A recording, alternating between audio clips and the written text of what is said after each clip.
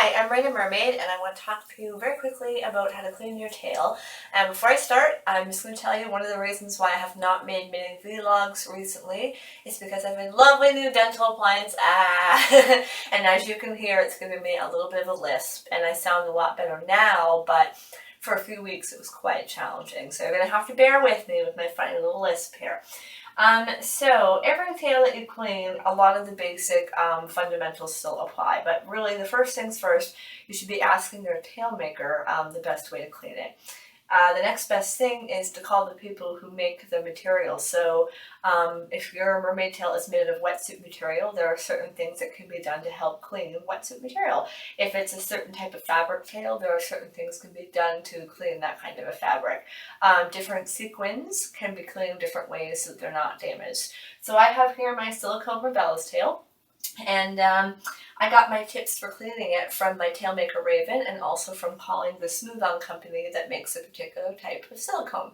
So because my tail recently has had a lot of gigs, and it's been a lot of different pool water, very chlorine-y, and it's been at the beach, so it's got a bit of sand on it. So what I do, hi kitty cat, she always gets in the video, so we won't edit it. What I do is I fill the tub up with warm water. Different tails can stand different levels of heat. It's good to ask your tail maker or ask the people who make the product, like the silicone. So I have it warm enough that it'll help clean, but it's not going to ruin it. I fill it up with warm water. I use a gentle cleaner. What I'm using is called Nature Clean, and it's just a biodegradable, very effective but easy all-purpose cleaner. Just soap, floors, whatever. It's safe for your skin, it's safe for the tail, it's good. So I do that. I fill up the tub, but I also fill up the inside of the tail, because really rinsing out the outside of the tail is awesome, but the inside of the tail is where it gets grimy. So and that's where all your sweat sits, and that's where all your lotion that you use to get your tail on sits. That's where things collect when you're swimming. So so I've got it filled up here. Now for my particular tail, I spoke to where did it go? It must have fallen in. Oh, there it is. I spoke to the people who made the silicone for my tail, and they told me using isopropyl alcohol is the best way to prevent mold and kill bacteria on silicone without harming the silicone. So that's why it's so important to talk to your tail makers or talk to manufacturers of your materials. This is typically safe for use on all tails. A lot of people also use vinegar, which is safe for use on all tails. If you don't like the smell, you can add a few drops of like peppermint oil or something so it smells nice. So I mix this right inside the tail, and I sprayed it on the outside of the tail. So, and then if I have a lot of sand, what I do is I get a body brush. It's a body brush that you can get at any drugstore or bath store, and it's meant for use on your skin. So it's good for getting sand off without actually worrying that you're going to damage your tail. So when I get sand, I like to just go right over it, and sometimes I'll actually put it inside the tail and give it a good scrub. So I've done all that. And now I'm going to let my tail sit overnight. You don't have to let your tail sit overnight, but because mine has been so dirty lately, I am going to let it sit overnight just so everything can really soak. And tomorrow I'm going to give it a good scrub, and we'll continue this video, and I'll show you the next step. Have a nice strong person like my merwrangler pick up your tail. Empty the water out. If you can do it yourself, good for you. I get him to help me so that it doesn't get hurt. Oh, good. Awesome. We're going to bring it out. I had it drain overnight after it was soaking really well. He's going to put it on the table here so I can show you what I plan to do. Okay, there's a couple different ways that people like to dry their silicone tails. Silicone tails can be tricky to dry because really air can't get through the silicone. And if you don't get the water out of the tail, you're going to end up with mold. So for fabric tails, some people put them in the dryer, some people put them out on their line. Silicone tails, latex tails kind of have the same problem, and it can get even trickier if you have a neoprene back tail on the inside, because the neoprene will hold a lot of water. So I have a couple different methods here. So one that's really popular in the mermaid community is to take a pool noodle like this, and it makes more sense if you've got ones that have a hole in the center. and you can shove it up inside your tail and push it all the way to the foot pockets. This way air can get all the way through. And you can even take a fan like what I've got behind me and blow it through it so it'll blow air through. But really, if you don't hand dry it first, the water there's still going to be water that sits in there. So this is more of a step for after you've actually gone and dried it. Some people will make things that they can hang their tail up on, or ways that things can go up underneath the tail so it drips dry, and that's good too, but sometimes it just takes too long to drip dry, so you get the same problem, you get mold. So what I like to do is I take a couple of towels and I literally just go right up inside my tail and shove them right in there and dry it out. And if you're having trouble with the foot pockets getting dry, you can actually ball up some face cloths and stuff them right in, and you can actually let them sit there for a while. This is a mistake I always make. Make sure you haven't left anything inside your tail. I left a nice wet foot pocket. So here I would have gone through all of this, drying it, and there would have been a soaking wet little booty inside of it making lots of mold, so it's good to check.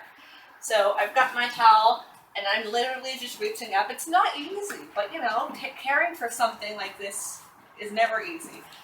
So I actually do this in 2 stages, and it's up to you what you do, but I kind of dry it just so that it's mostly dry. It doesn't take me too long. So it's mostly dry, a little damp, but that's okay.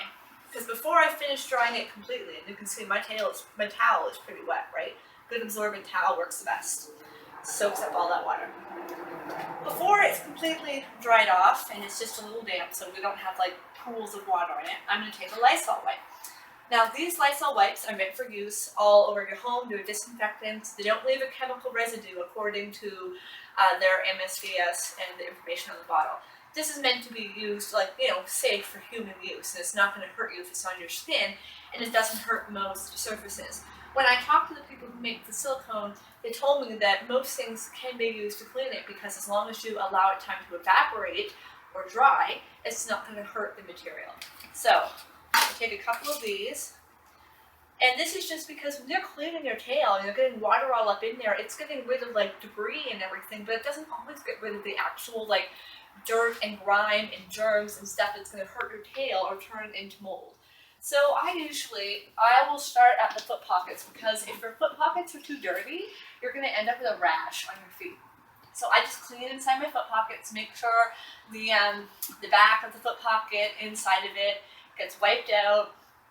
Just give it a little second there, and then while I come up the rest of the tail, I just kind of wipe everything down. You're not leaving this in there. There's really no time for it to hurt anything, but it's enough to help get grime and mold, any leftover sand or muck from an outdoor gig, sweat, any leftover lubrication that you've used to put on your tail. I mean, really, it's good to rinse off the outside, but really scrubbing the inside's the best.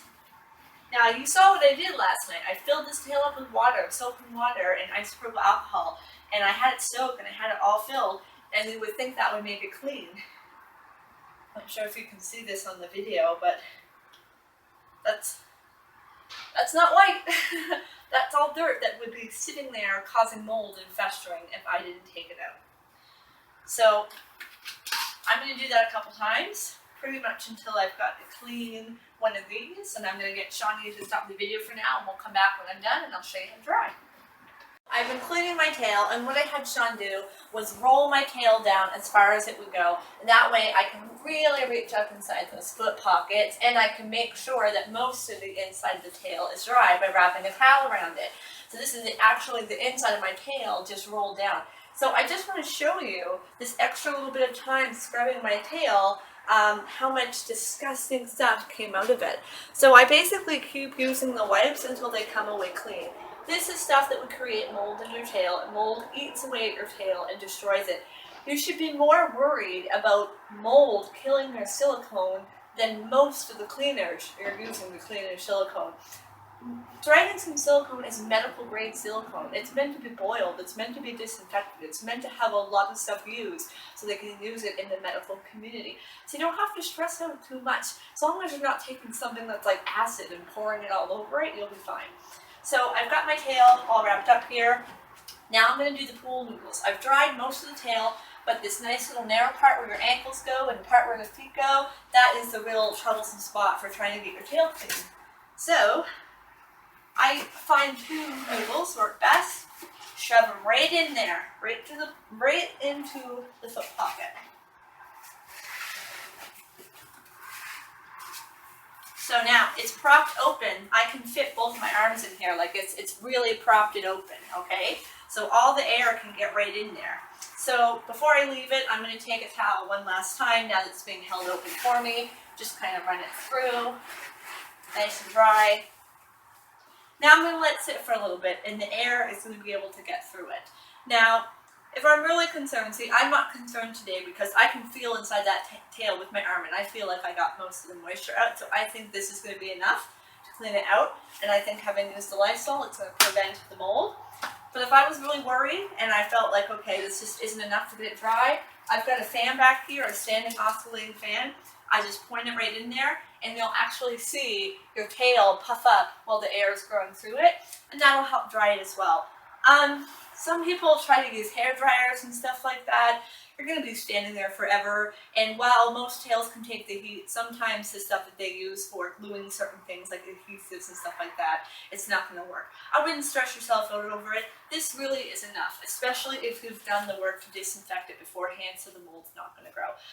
Now, if you've got a neoprene lining, rolling it down like this is every bit as helpful. Putting a towel underneath it and around it to help absorb that moisture. Again, sticking these inside to help the air get through. Some people have taken to hanging up their tails with neoprene backing and putting a boot warmer underneath it or a boot dryer and then blowing it up. Or some people will put an oscillating fan underneath it so it blows air up. I've never tried that myself. This is user discretion. You don't want to damage your tail, but if you've tested it out and it seems like it's fine, go for it. I think it's fine. It's really whatever you find works best for your type of tail. Tails are so different, and tail makers are using such a variety of materials that it's really just best to make sure you have all the information that you could possibly get before making these sort of decisions for your tail. And especially if you are buying a tail for the first time, it's important to know how to care for the tail that you're going to buy, because a lot of these issues, like, it's not the fault of the tail maker if you get mold in your tail and it starts to eat away and then you get holes in your tail because of the mold, right? So it's good to research things before you buy them. If you're looking for places to research, definitely check out merwrangler.com. Make sure the stuff that you're reading, that you understand that people are not assuming any responsibility for the stuff that you try. People are just sharing things that they've tried. If you want to see some more stuff, check out my book. You can find my book by going to makemeamermaid.com or halifaxmermaids.com, and you can order my book directly. We have a paperback version and a digital copy, and both of them explain tips like this about cleaning your tail, and then pretty much everything you need to know to become a mermaid, whether you want to do it recreationally or professionally. And we've got more vlogs on the way, and I hope that you can tolerate my terrible list, because I'm having too much trouble waiting so long for it to get better before making the videos. So thank you so much for watching this one. Please be sure to share it, and please take care of your tails. They need love.